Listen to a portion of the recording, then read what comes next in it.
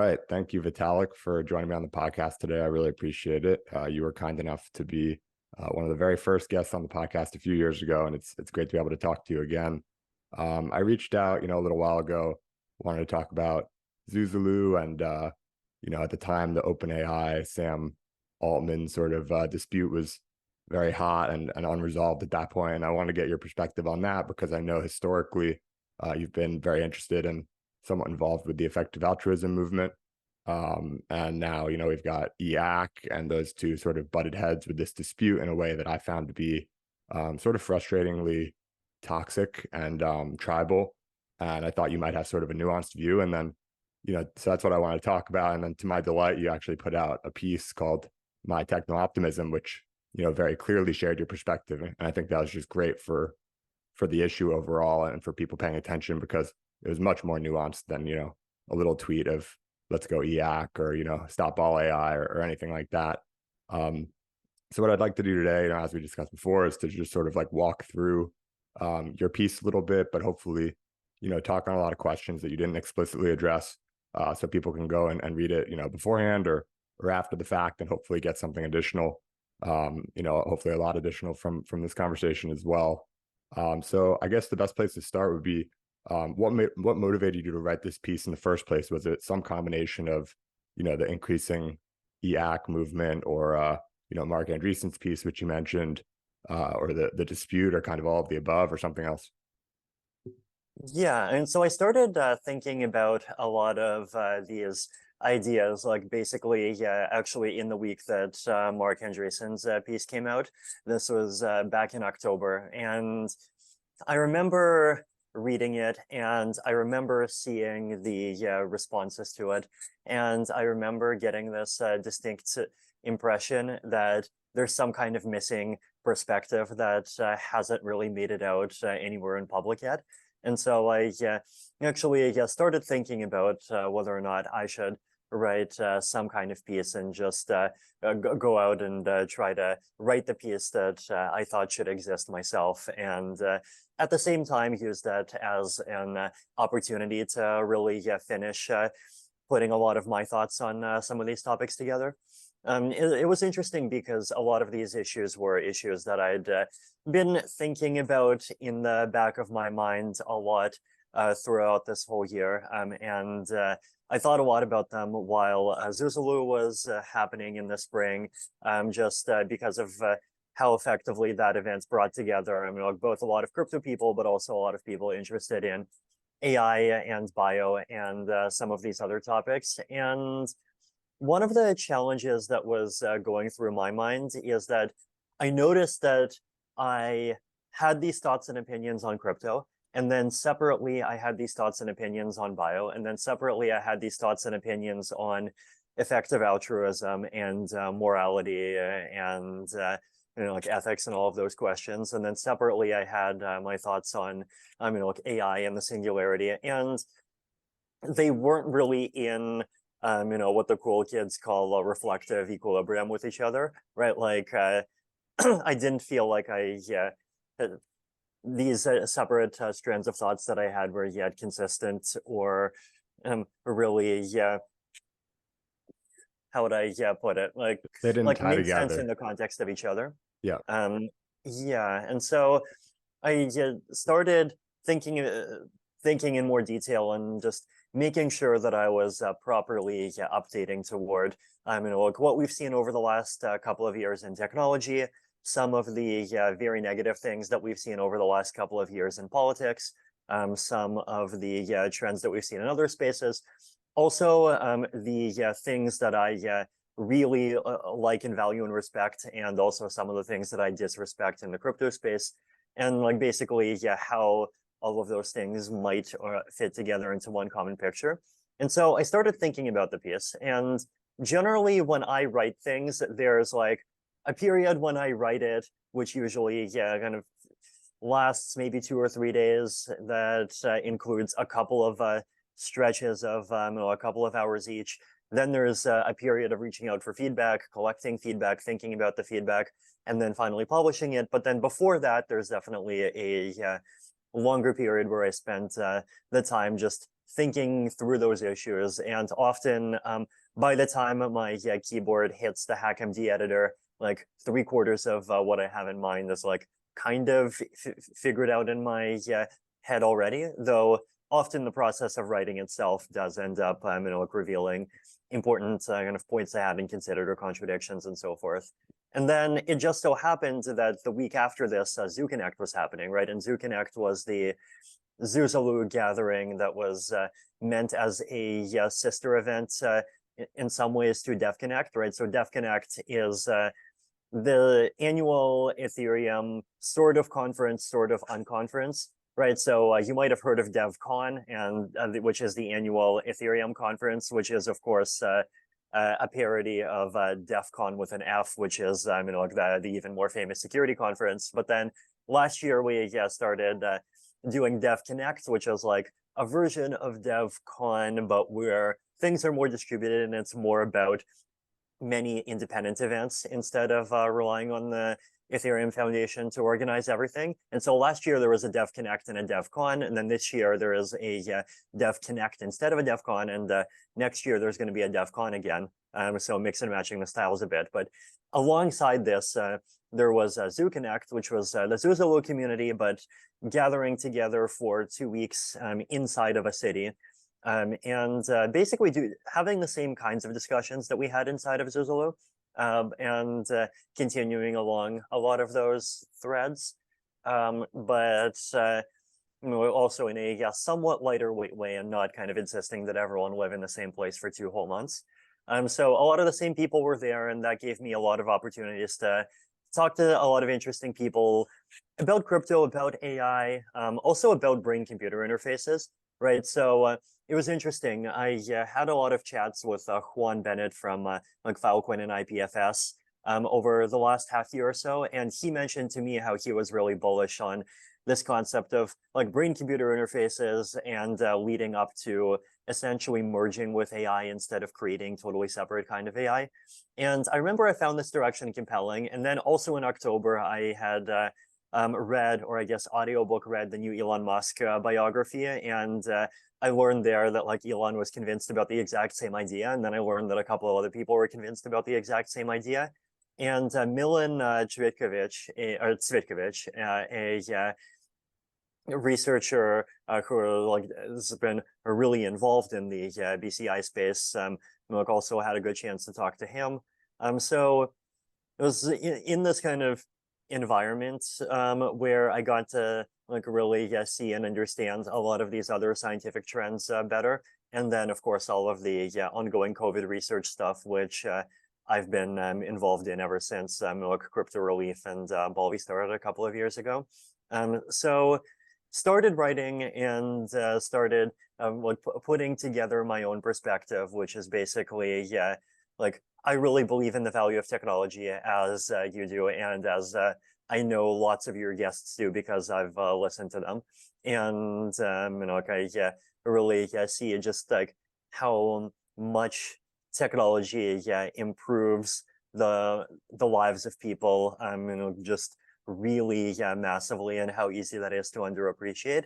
But at the same time, taking a lot of the AI safety arguments seriously, and taking seriously some of the issues that I see in some of the other tech sectors, right? So issues around computer security, issues around some of the things that crypto is trying to solve, social media issues. Basically, put that together into a common picture. And so this concept of DAC, which is sort of a little bit intentional, ambiguous, primarily defense acceleration, but also with a touch of democracy and decentralization, is basically where a lot of those ideas came from. And that's what the post is about. Great. Well, thank you for all that context. It's super helpful, and sort of wasn't aware of the backstory. So it's really interesting. A couple of things just at a macro level. First of all, I love that you took the time to write this. Obviously, it's it's much easier to fire off a tweet, but to bring all of these, super complex threads together in your head and write a nuanced piece as you did, to, like you said, bring your own to develop your own perspective even further. It's like hard to match these things all together in your head, but through the writing process. And it's sort of like an iterative form of thinking in a way. So you write it and then you iterate and then you write it and you iterate and you actually develop your own thoughts. And then at the end, you have a, the ability to share that in a very coherent way with the public. So appreciate you doing that. And I know like you're a big fan of long form. I'm a big fan of long form. I think you took a time off of Twitter where you were just doing long form. So I don't know how to make that like more popular, because it's just, you have to take the time to, to write it and to read it. But I wish we had more of that sort of, Twitter, if Twitter is sort of the town square, I wish the town square had a little bit more, was like a system that was built a little bit more for nuance. So anyway, when we do have these opportunities, I really appreciate it. One question, that comes to mind early, I think to your point, I identify as like a techno-optimist. You identify as a techno-optimist, but it's not so simple as to say like, oh, everything that, EAC supports, I'm like, it's no question. This is all like super easy. Let's just move forward. Like this is all obvious stuff. That's where the tribal kind of stuff starts to come in. And I don't even know, DEAC is what you sort of named your perspective. I don't even know if I completely identify with that. And I don't think there's really like necessarily an issue with that. I think it's definitely the closest to my perspective. And I probably have to take the time to sort of write out my own in order to even know exactly what it is. But nonetheless, I love your view on it. One of the things you sort of point out very early, like as sort of a, set the stage a little bit, is that, you are a very strong believer that technology makes the world a better place. And moreover, that humans are fundamentally good. You talk about, various examples of, one being the doubling of lifespan over the last century, and all of these different examples of how tech has made the world better. And you talk about how it's sort of like generally delaying technology in most cases can be like very punitive. But are there examples where rushing technology has been negative in the past, or are you sort of just treating AI as maybe sort of an unprecedented time where accelerating too fast could be negative to the point where it is, irreversible? And even, you bring up the environment being sort of like the one big exception to the last 100 years where the environment was a negative consequence. But with the environment, no one's claiming, oh, this is going to extinct humanity or this is completely reversible. And in fact, you express optimism that we can solve that issue, just as we've solved pollution and other environmental related issues in the past. So, AI is a little bit different. It's like, this could extinct humanity. This could be sort of fixed once it happens, and it could sort of have like a takeoff where it's irreversible. So I guess, do you think of other examples where we maybe have rushed things too much? And how is AI like sort of different from, climate and other issues in the past? Yeah, it's a good question. And I think you're right. Like, I would not even put like pollution into the category of things being bad because technology progresses too fast. Because like if you think about a hypothetical world where technology progresses 10 times more slowly, then like instead of having a 1.5 century fossil fuel era, we would have had a 15th century fossil fuel era, right? And like instead of a like 1 or 2 or whatever number of centuries it is era of massive wood burning, that would have been like 10 to 20 centuries, and things could have easily been much worse for the world, right?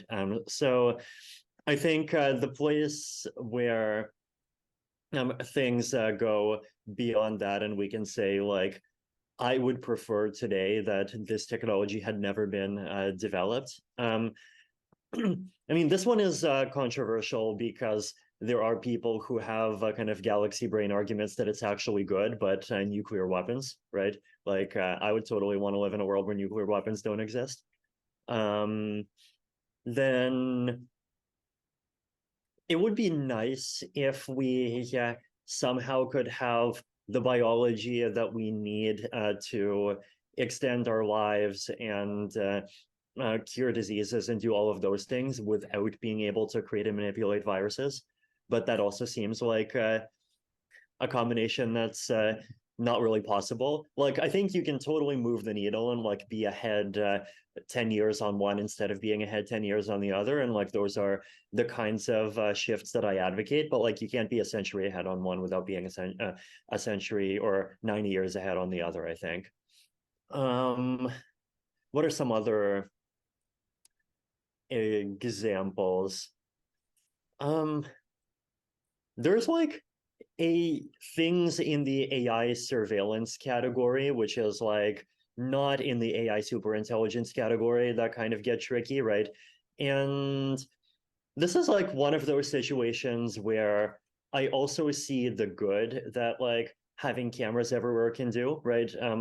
There's this really excellent piece of a Hardcore History episode. I believe it's the second one in the Supernova in the East series, where Dan Carlin basically talks about some of the atrocities that the Japanese did, both in China in 1937, 38, and in other places.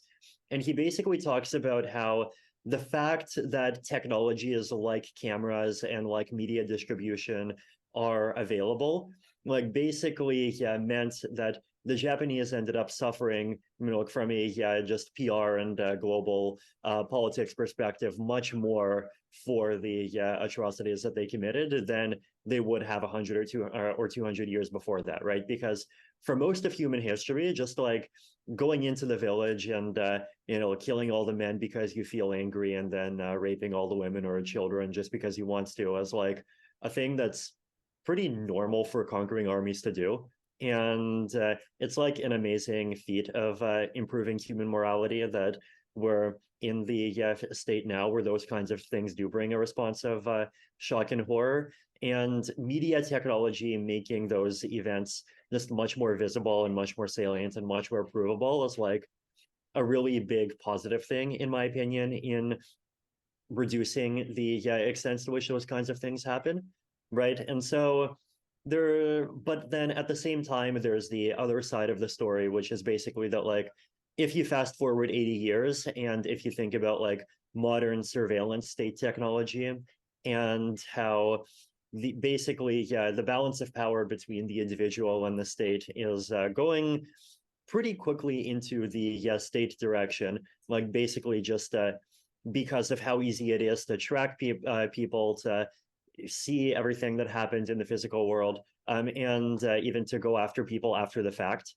right? This is the sort of thing that's been happening quite a bit in Russia recently, like and not only in Russia, in a lot of places actually, right?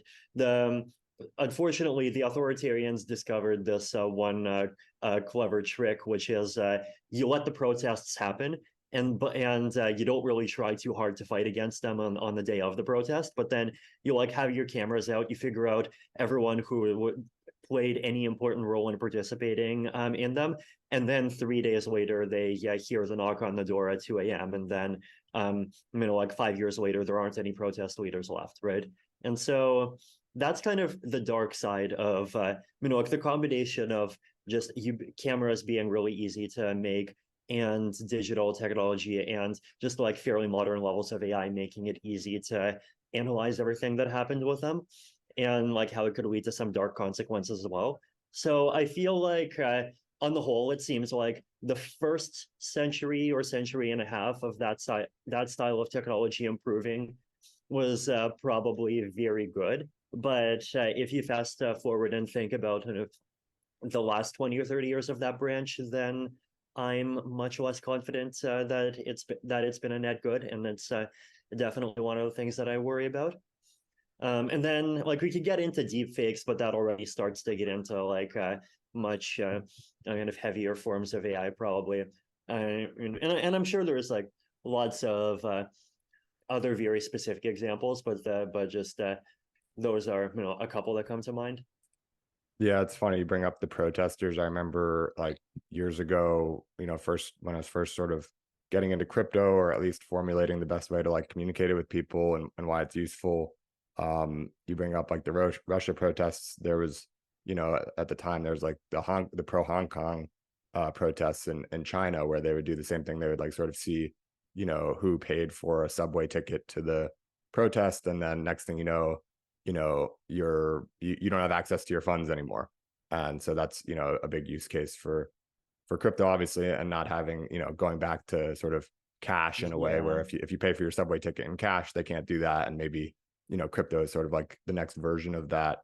You put out a poll sort of further to this sort of idea of delayed technologies, where you were basically asking, would you rather, if we do have this like all powerful AI that's just like, leagues beyond what anyone else has, would you rather have that sort of like in the hands of, the US government, or sort of like a multinational government body, or, an individual corporation, or would you rather delay it 10 years? And the responses were overwhelmingly in favor of delay.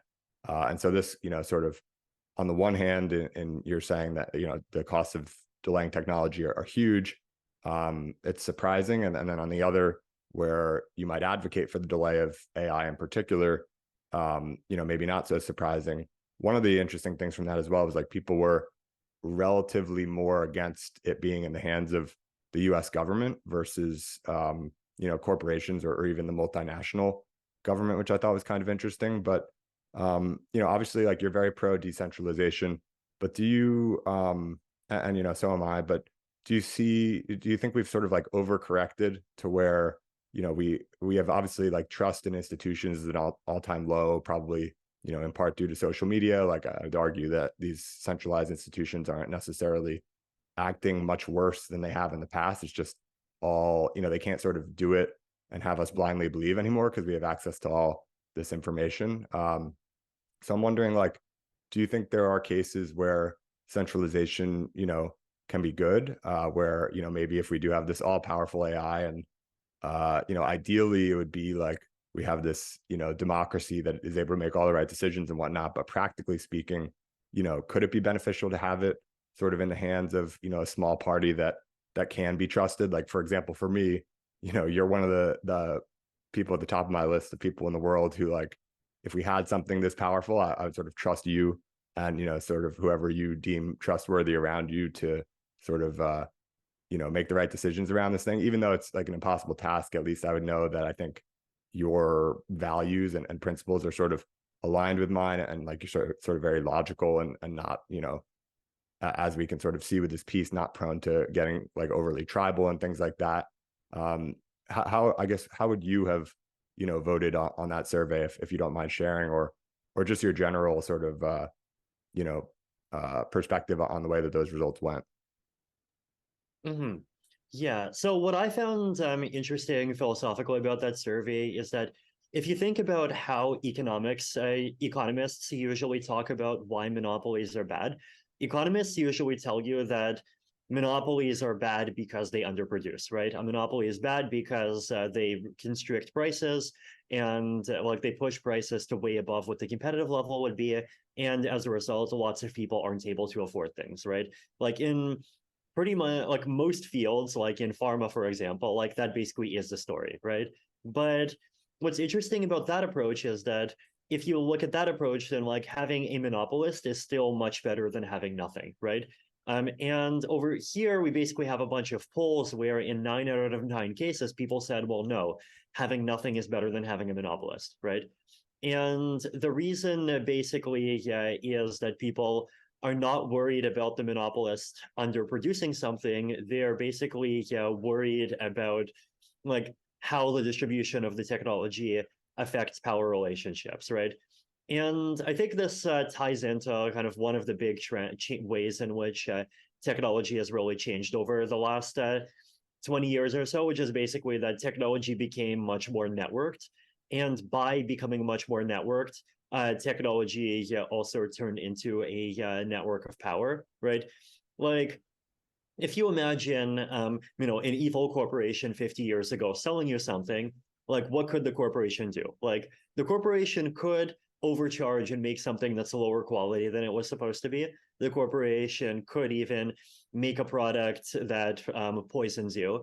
But the corporation does not really have a viable path to exerting power over you, at least 50 years ago, right?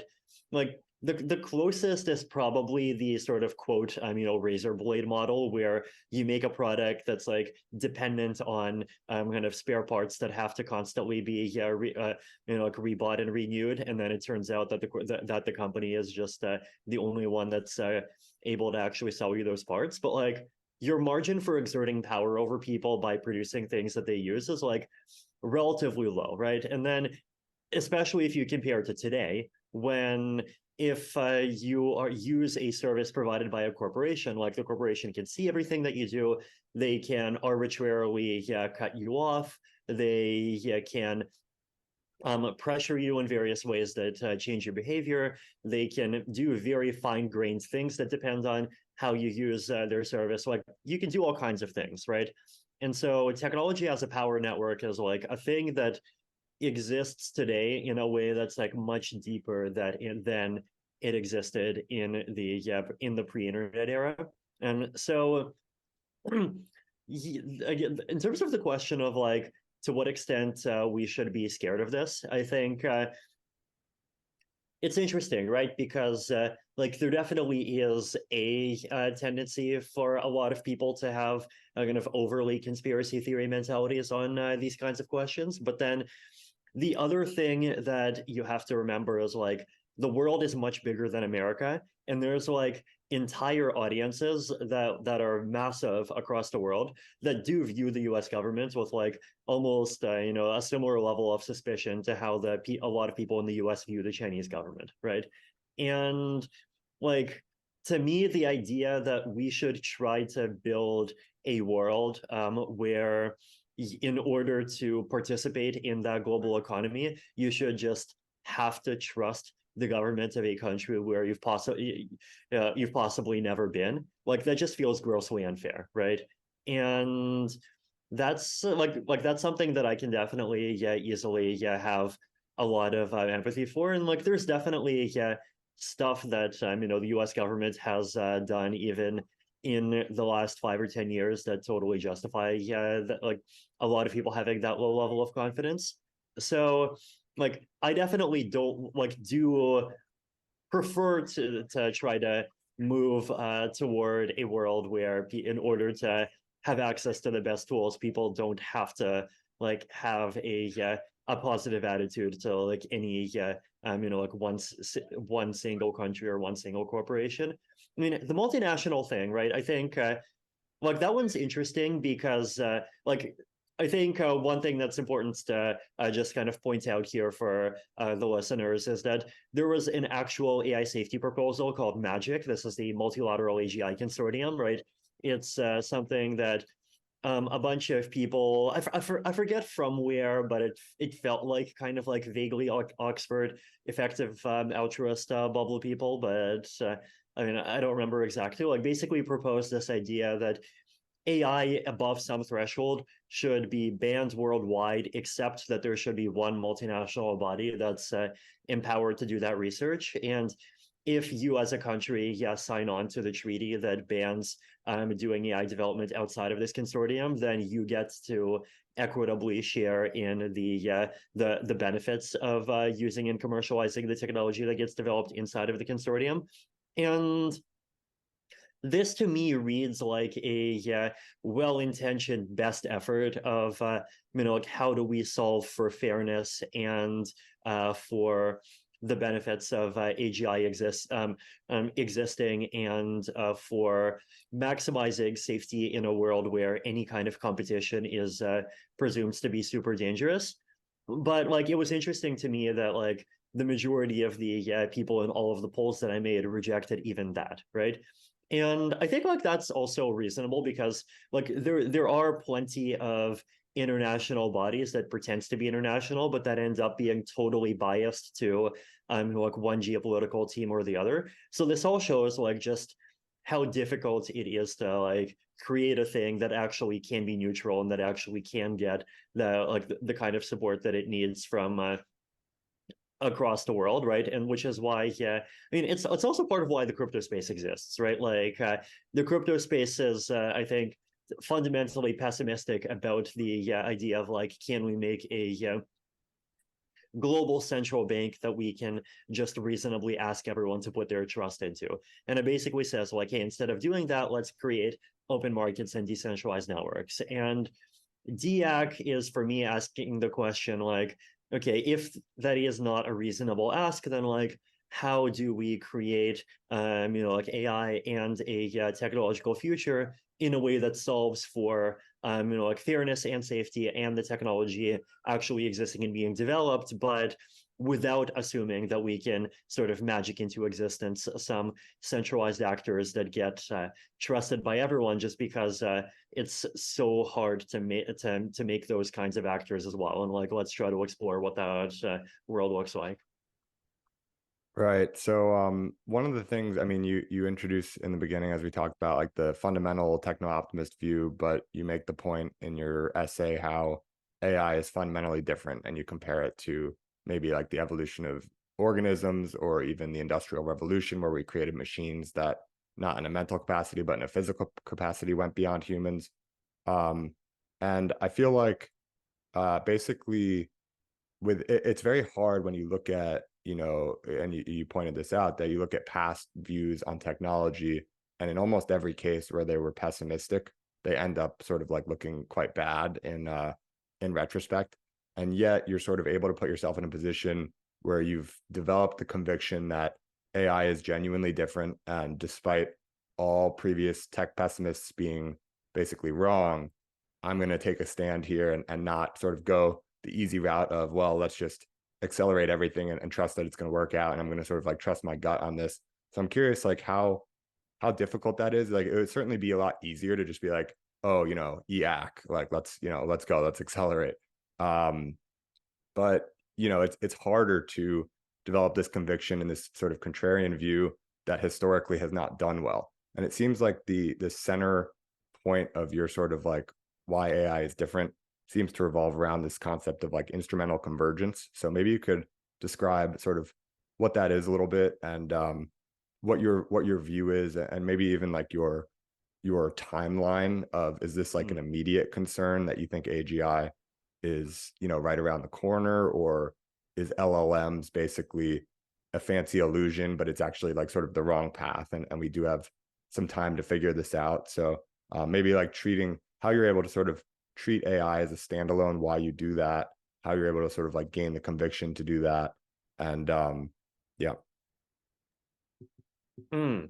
Yeah. So to me, like the core of my argument for why AI and especially kind of superhuman AGI is different is basically because of like it isn't creating a tool, right? It's creating an organism, and it's creating an organism that beats out humans by the exact same metric that humans beat out every other animal on Earth, which allowed us to like basically conquer and genocide the hell out of every other animal on Earth, in many cases even accidentally, despite those animals often being hundreds of times physically stronger than us, right?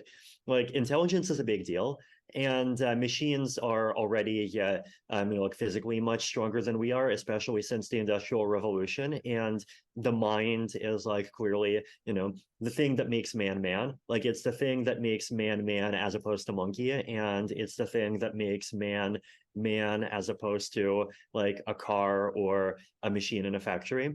And here basically talking about the possibility that like, wait, like what if someone, possibly alt-man, is going to create the alternative to man, and it's going to be much smarter than we are. And so the logic goes like, well, if we look at like what we did to monkeys and dodos and so mammoths and so many other species, then like what's just the most natural outcome about what super intelligent AIs are going to end up doing to us? Now, the second part of the argument, of course, is like basically rebutting the most obvious kind of set of replies to this, which is like, well, but we are going to create those AIs. So why would we give those AIs a goal of doing anything mean to us, instead of giving those AIs a goal of loving and protecting us, right? And this is where, like, basically, like, this is the exact question that the last 2 decades of AI safety theory have been trying to solve and come up with good answers for, right? And it turns out that, like, actually, giving the AI that kind of a goal is like a super hard problem, right? It's like there isn't a simple mathematical formula that describes like love or human welfare or peace or people staying alive or any of those things, right? And what the challenge is basically that like you can make something that feels like it approximates what you want when the set of things that you throw at it is just the set of things that's like pretty familiar to humans already. But then once you go outside the distribution, like like include the possibility of AIs creating something totally new that's beyond our own capability, then things start like really going completely crazy, right? And the example for this that AI safety people usually give is kind of the way that humans have hacked the algorithm that is the process of evolution, right? It's like if you think about the process of evolution as an agent, the process of evolution as an agent has a goal, which is basically to increase the reproductive fitness of things in their environment. So, if I have my, my genes and my memes, and I have 5 children, you have your genes and your memes, and you have 3 children, then like, guess what? Over time, I'm going to outcompete you. And the next, round of the fight is going to be between, like different versions of myself, and sort of the game keeps on going, right? And this gave humans a lot of very understandable urges. Like we have the desire to stay alive, we have the desire to eat, we have the desire to drink, we have a lot of desires associated with reproduction. But then what we've managed to do is we've managed to hack those desires, right? Like we've basically managed to say, well, we don't just want to eat food that maximizes our survival and reproductive fitness. We want to eat food that is delicious, right? And the facts that we consider some types of food delicious and not other types of food is like the result of taste preferences that we've acquired through millions of years of evolution, where those millions of years of evolution were trying to solve for the problem of like, what kinds of desires do I give people so that they will eat the things that are good for their survival and fitness. But then in our totally different environment, like those two things diverge. And we know that those two things diverge, and yet people still want food that matches our concept of what is delicious, right? Or the other example is like, we have humans want to reproduce, and in order to reproduce, you need to have sex, and humans wants to have sex, but like we've also created like at least half a dozen totally different types of technology to allow us to have sex without actually doing any of the reproducing. And like when we use these technologies, we totally know that we're not doing the thing that Mother Nature intended, and we're totally not like actually solving, like helping along the goal that evolution had when evolution gave us these goals, but like we don't care, right? And like that's a metaphor for how super intelligent AIs are going to think, right? Basically, super intelligent AIs, you might give them the goal of hey, let's as Lex Friedman loves to say, like bring like peace and love to the world. And but then the AI might realize like, wait, it turns out that like I, with my much better thinking power, can come up with this 47-dimensional squiggly. And if I look at this 47-dimensional squiggly, then like it looks to me like the idealized ultimate version of peace and love. And I look at the 47-dimensional squiggly, it looks incredibly peaceful, incredibly lovely, way more lovely than anything in the human world. And so I just, as a, putting myself in the shoes of the AI, I'm just going to go to like, blow up the world and replace all these humans with these 47-dimensional squigglies that look to me like peace and love, right? If you want like an example of this, in like deep learning models especially back in the 2010s, when like just using deep learning to make images was just like starting to be a thing for the first time, right? Like one of the things that you could do with those models, I don't know if you remember, but like you could obviously run them forwards, right? And you could say, give me an image and it'll tell you if it's a dog. But then you could also run them backwards, and you could tell them, solve for creating an image that is as maximally doggy as possible, right? It's like really take the dog parameter and like push it all the way to infinity. And you get something that's totally not a dog, right?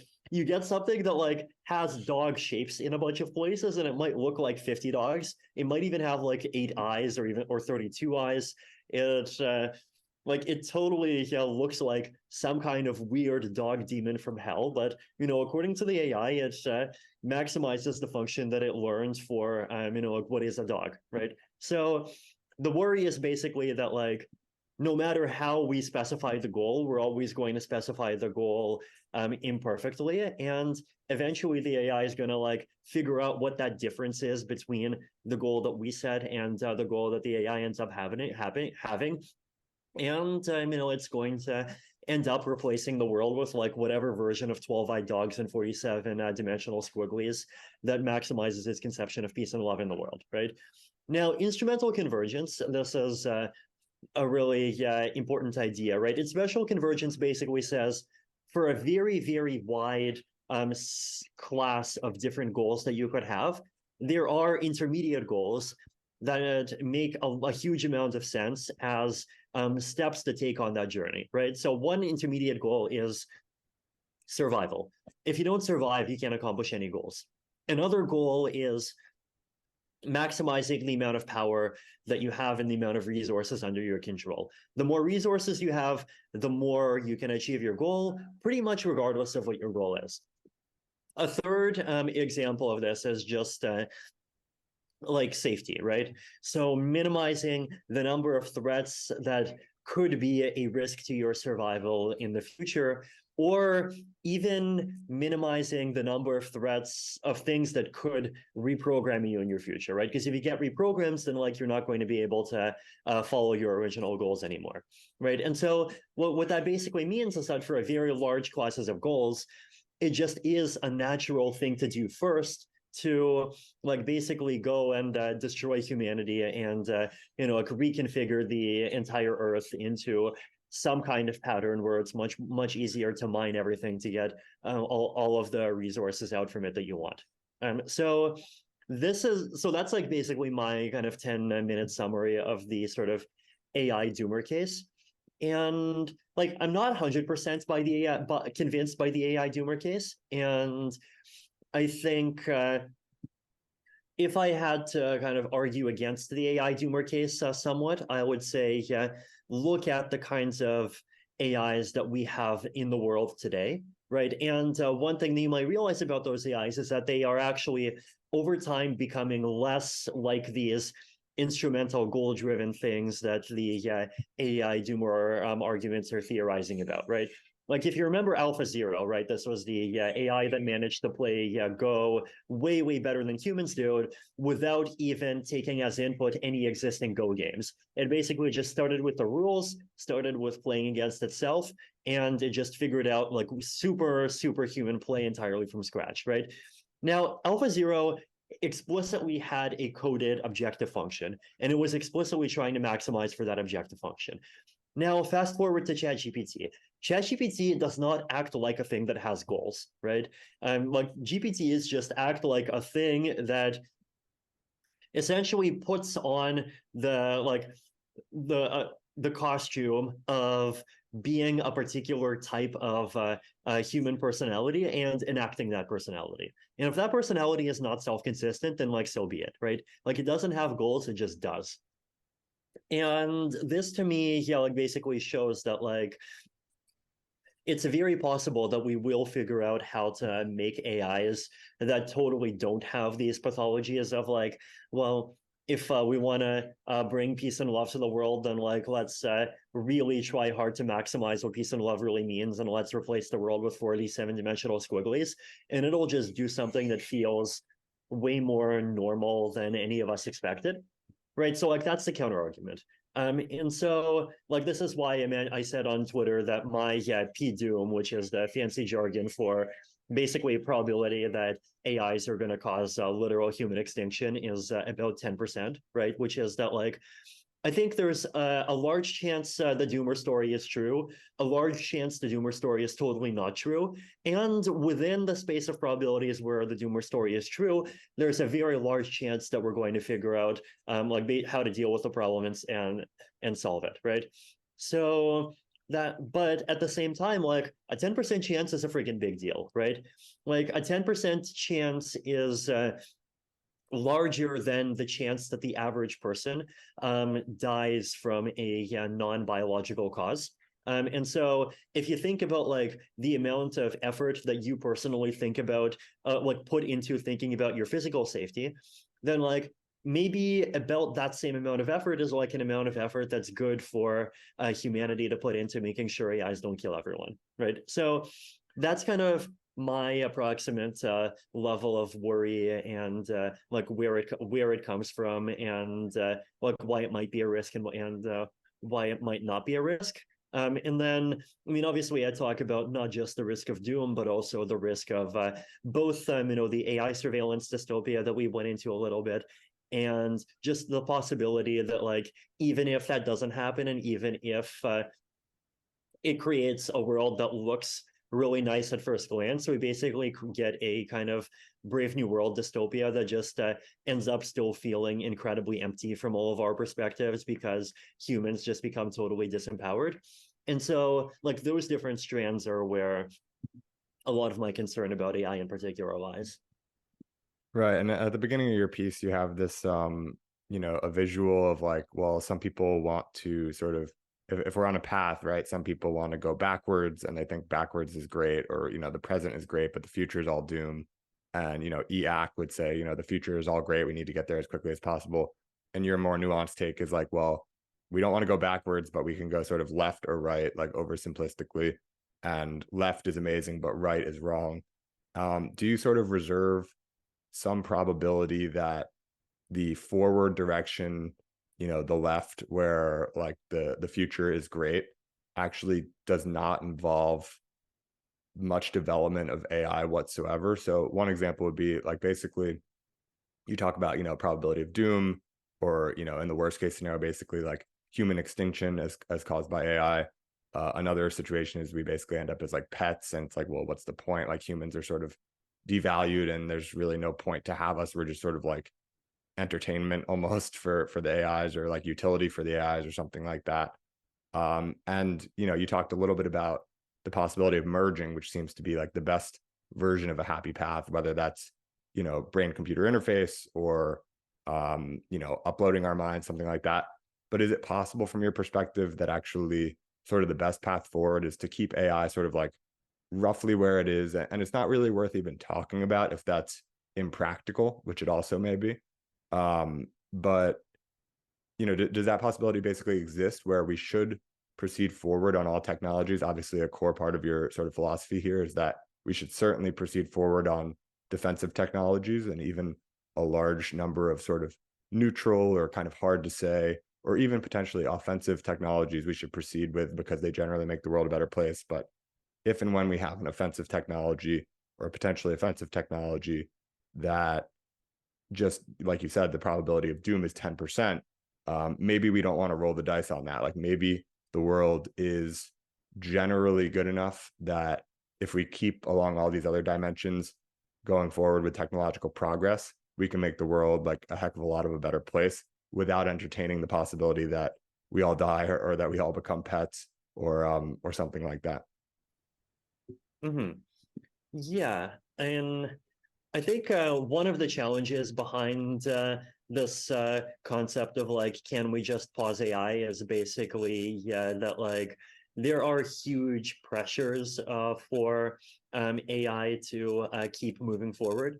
And like, I don't even mean like companies making a profit, or people trying to, be cool and based on Twitter. I mean, like national governments that want to fight wars.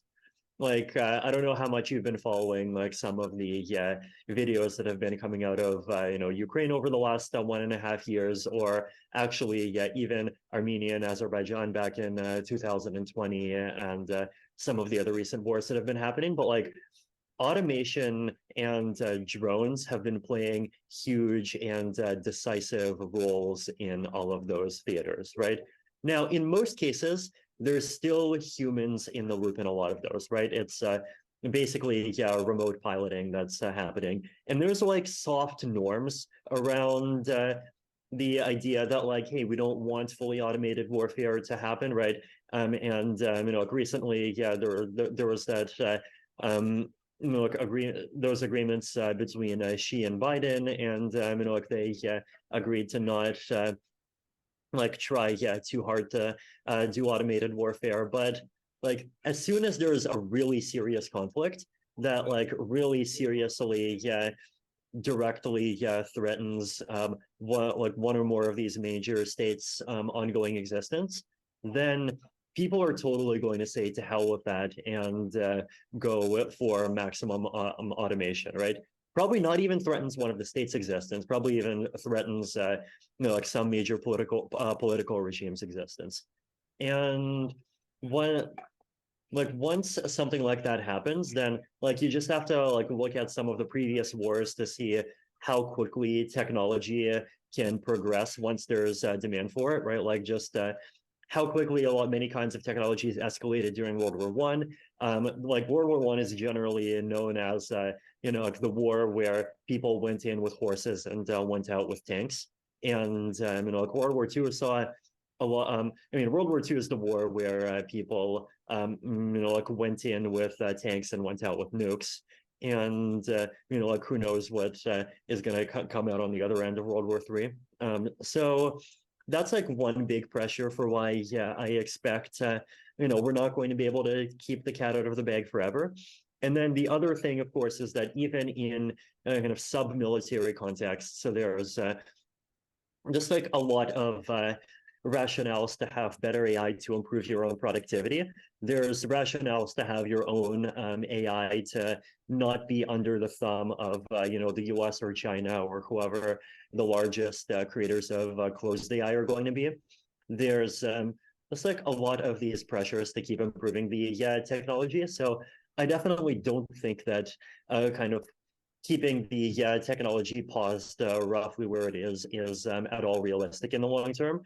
I mean, if something like that had to be done, then like the vector that you would probably focus on is chip fabs, right? Because like if you can actually like destroy all the chip fabs above some level of quality and like prevent creating new ones, then like at least you've created a ceiling on the hardware side, and then you are going to get algorithmic improvements, but like at least you're not going to create kind of improvements in the amount of flops that the CPUs and GPUs can do.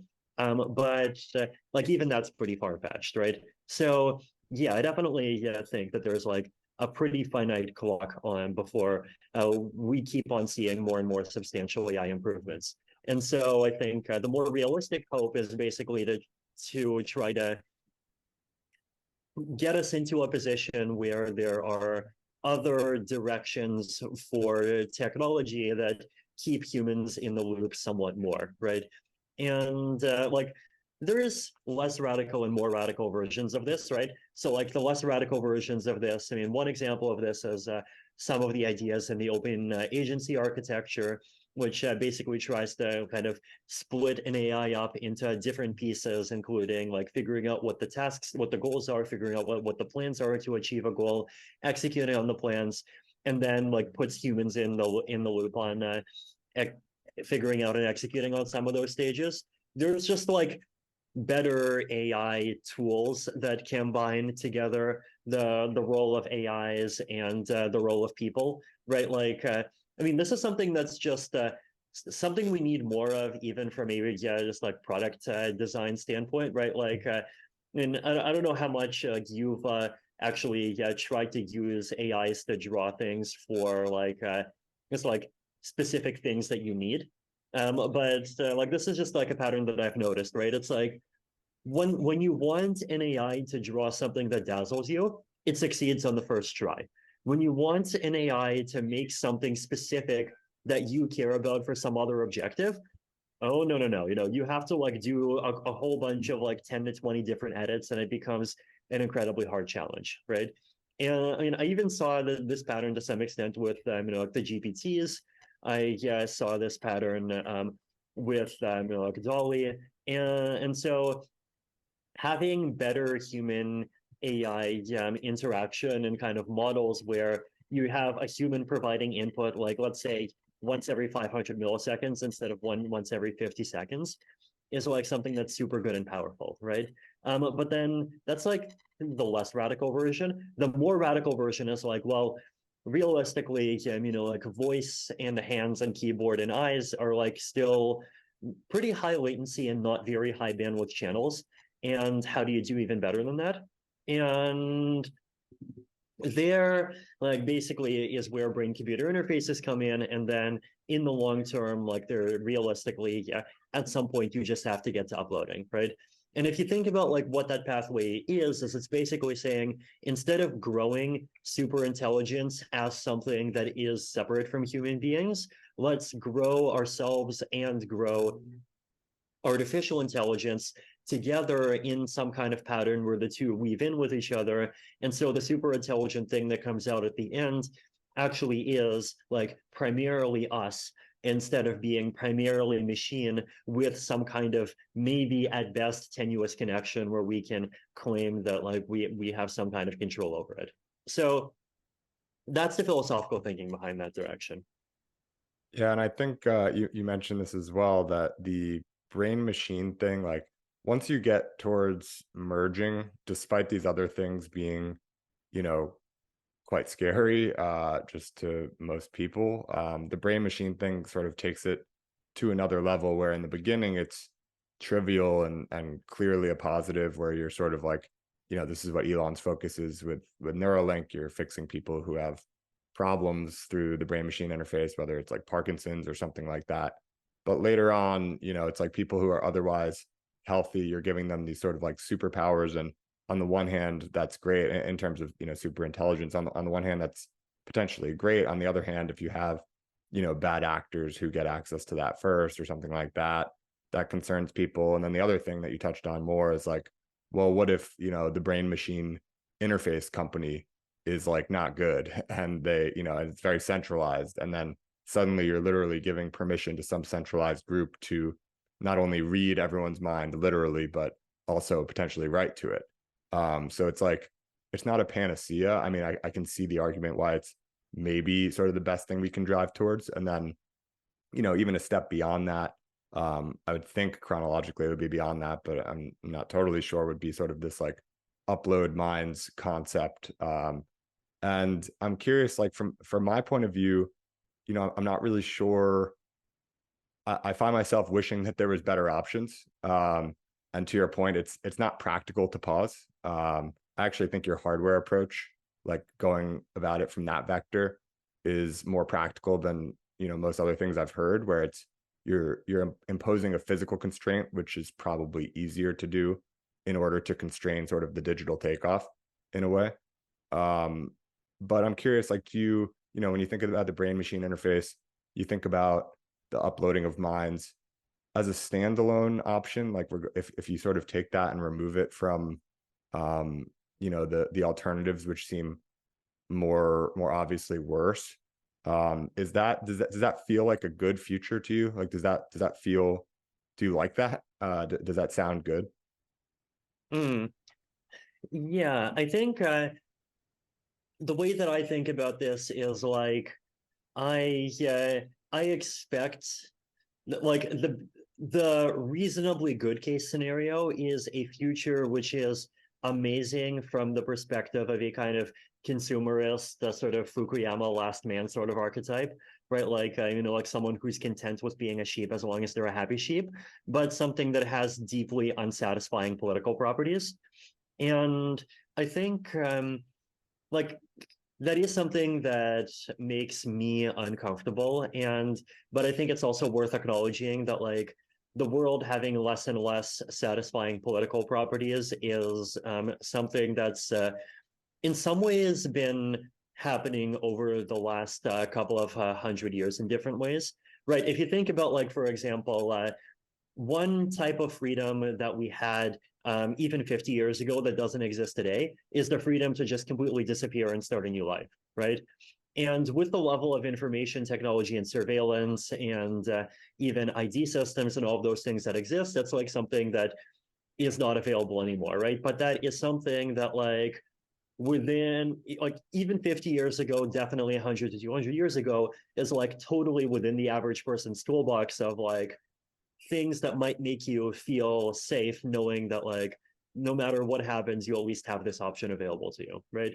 Or another example is like the rise of like these superpowers and like the extent of dominance that they have across the world, right? Because like right now, if the U.S. government wants you in like in prison, or like if the U.S. government really seriously hates you, then no matter where you are in the world, like the amount of space that you're going to have is like pretty constricted, right?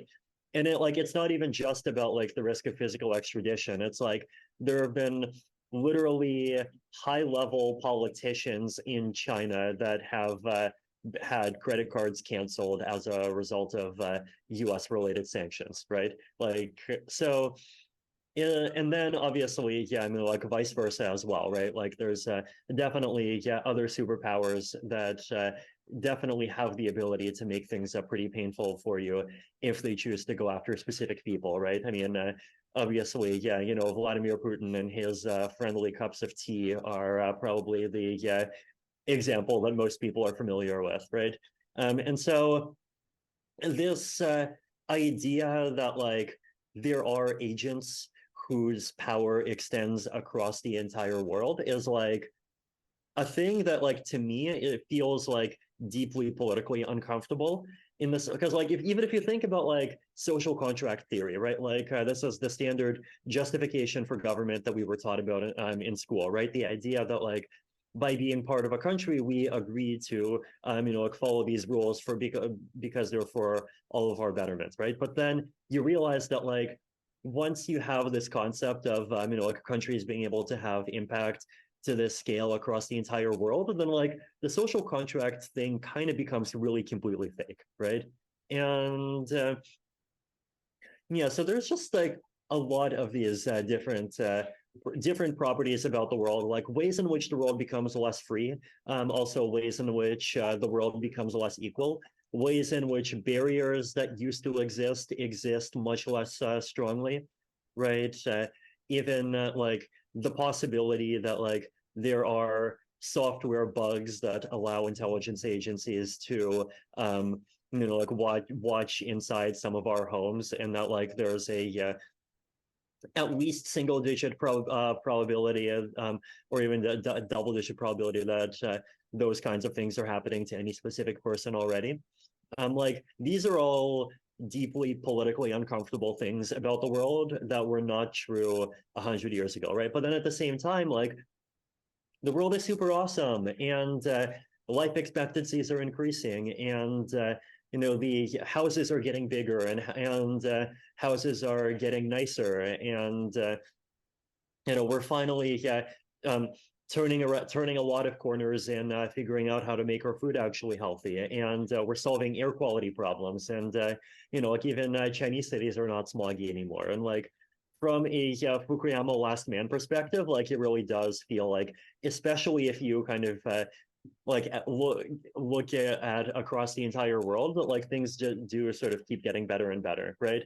And so like that's one of the ways that I think about this tension, and that like we are probably going to just inevitably cross at least like a couple of these big lines that make the world feel extremely politically uncomfortable from the perspective of like the kinds of things that we value about the current world, that kind of make us feel that at least like things are like we have like these like technical barriers and protections against like centralized power being able to harm us, and hopefully we'll be able to like get through this era reasonably well, and maybe like even that trend is going to reverse. Like maybe like with space travel, and once humanity starts colonizing the stars, then like the the level of influence over all of humanity that the largest empire can have is going to start decreasing again.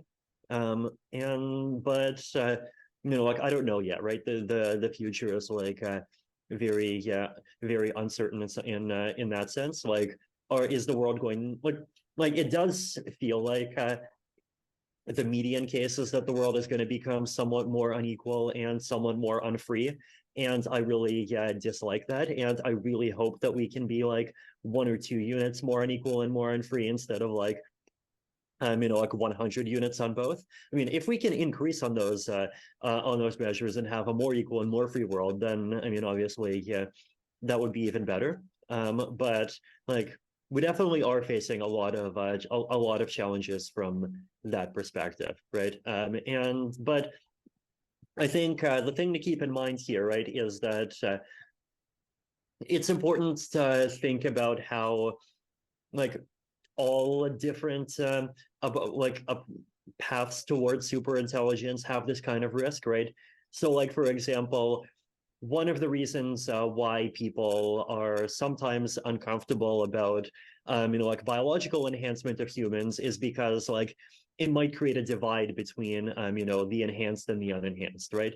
But then if you think about it, like the enhanced and the unenhanced already exist in the form of who can and can't access GPT-4, right?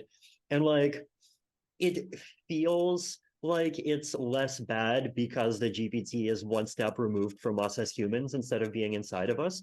But in terms of like real consequences on the world, it's like basically the same, right?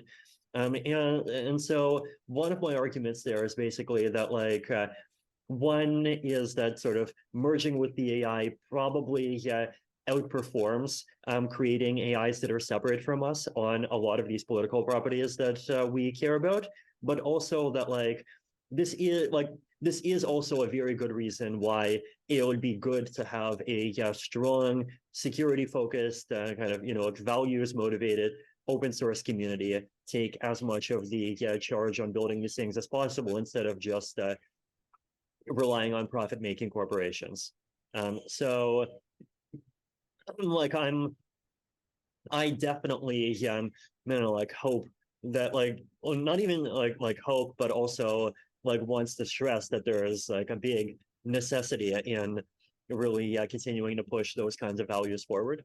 And that like there have been successes already in the sense of like what here's one example of a success, right? So like some of the pictures that were in that blog post I made with Adobe Photoshop. Now I run Linux. Photoshop is one of those things that theoretically you can't run on Linux, except now you can. Why? Now, I mean, it might be possible to do it with Wine, but like actually I did not even use that, right? Because now Photoshop runs inside of the browser, and the browser has become so powerful that the browser basically is your operating system, right? And browsers are open source, right? Like, I mean, there are non-open source ones, but like they're all basic, like they're based on either, like Firefox or WebKit, and both of those are open source. And the browsers also have like a lot of sandboxing and a lot of security features built in, right? And so those are definitely are ways in which the world got better, right? Like there definitely was a possible dystopian future where like for security related reasons you would have we would basically all have to ask people for permission in order to install applications, right? Like the world where the Apple way is the only way. But fortunately we actually have managed to avoid that to some extent, and browsers actually are like free in that you can go and just go and access any website, and a website can be an application, and they actually also are reasonably secure, right?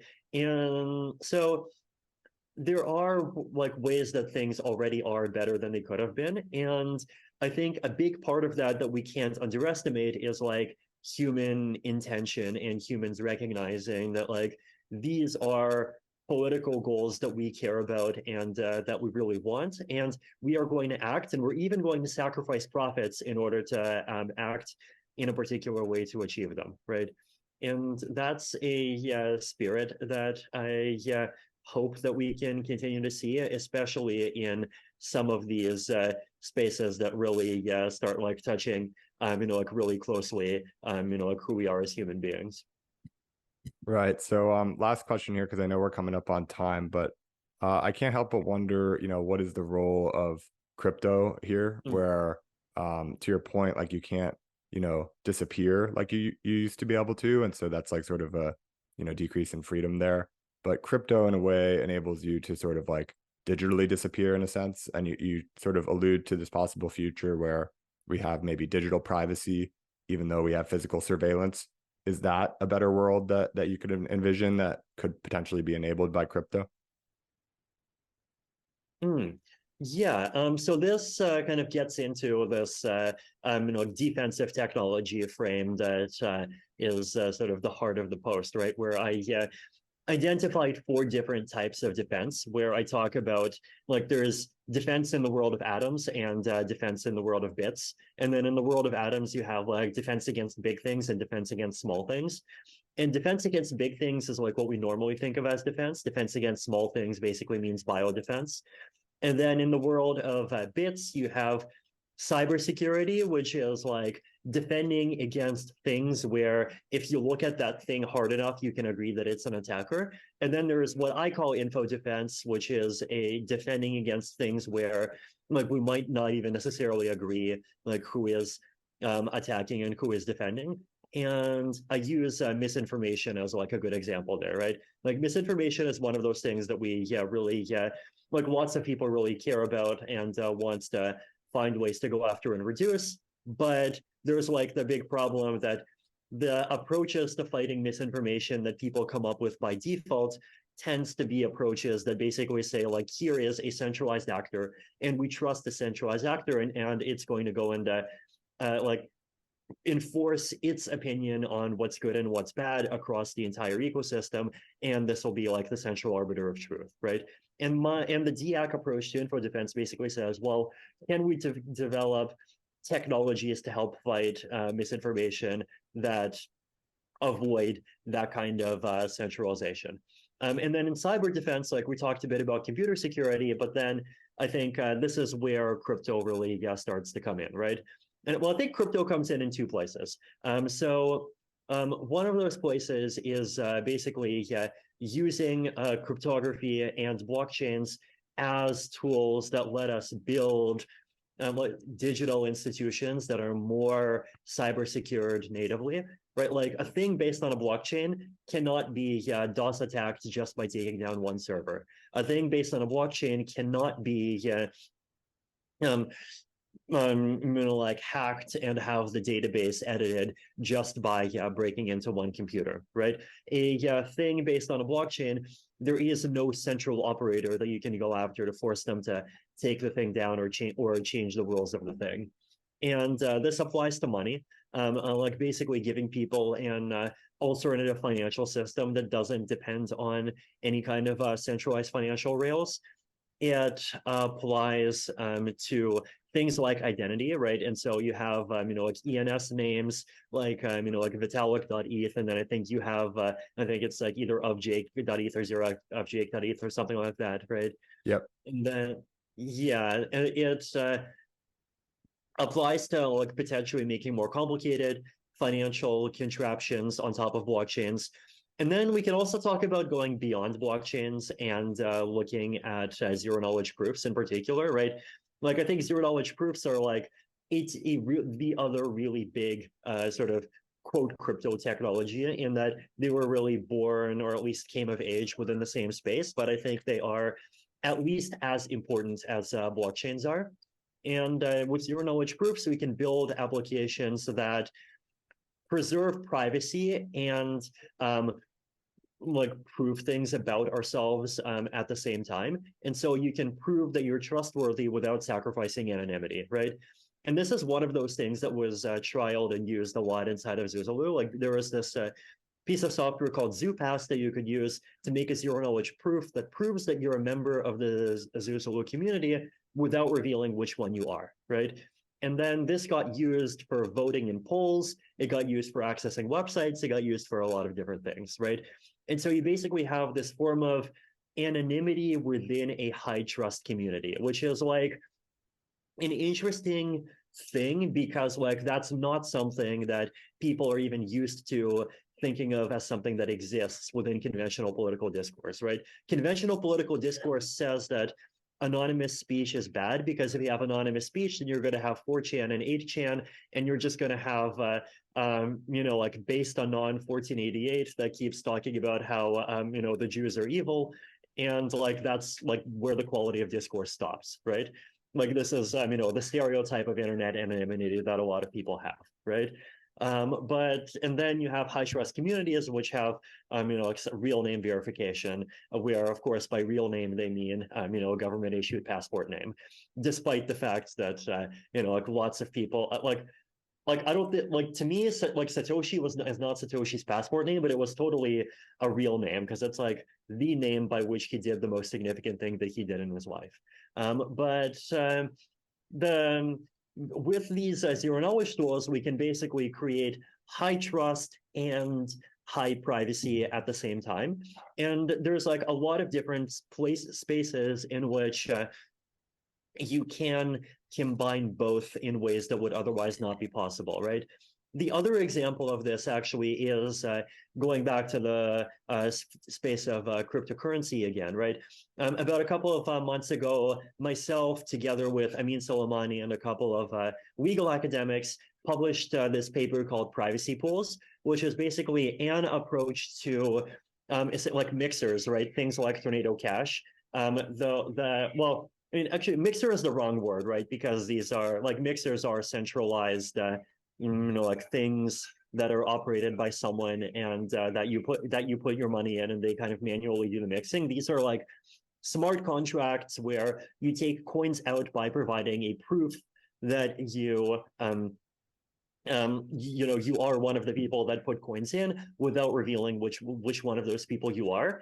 Except instead of taking the Tornado Cash approach where you reveal no information beyond the fact that you are someone who deposited and that you're not double spending, in this case, you reveal extra information. You might reveal something about a subset of, like which set of depositors you are. And so you're able to, for example, prove that you're not on a particular identified list of hackers while still preserving your privacy beyond that, right? And so if someone needs to, like not accept coins that are attached to a sanctions list for compliance purposes, then like the person that they're receiving coins from does not need to like fully reveal everything about themselves. They can just give a zero knowledge proof that says like, hey, this proof proves that these coins have nothing to do with sanctioned activities.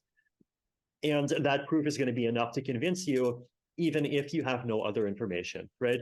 So I think these kinds of technologies that let us have high privacy and high trust at the same time, are like really the core of sort of the DX story in the cybersphere. And so that's where crypto fits into that kind of broader vision of accelerating defensive technology rather than offensive and centralizing technology.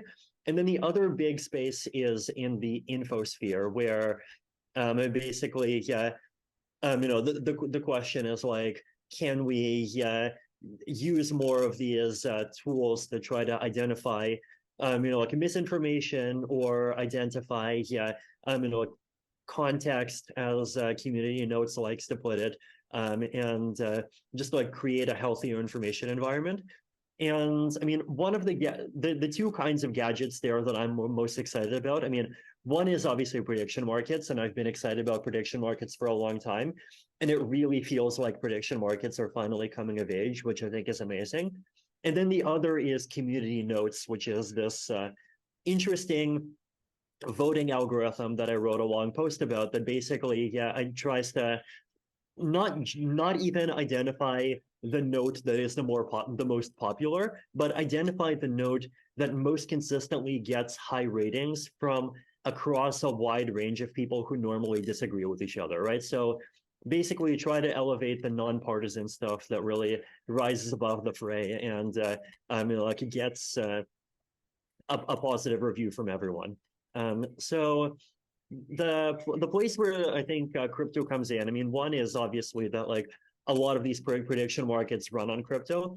Another is that within the crypto space, there's been a lot of this research and implementation of decentralized governance mechanisms and DAOs and proof of personhood protocols for who can participate in the DAOs and all of these mechanisms. And there's a lot of tools like that can be brought in. And then the third place where it matters is the concept of separating application from interface, right? Like the idea that like you can have the same content, but you can have different views of the content. And to me, one really good example of this is Farcaster, right? Farcaster is basically a decentralized Twitter built on top of Ethereum. But what's interesting about it is like there is the most popular Farcaster client, which is called Warpcast, which just shows you Farcaster and it just looks like a Twitter.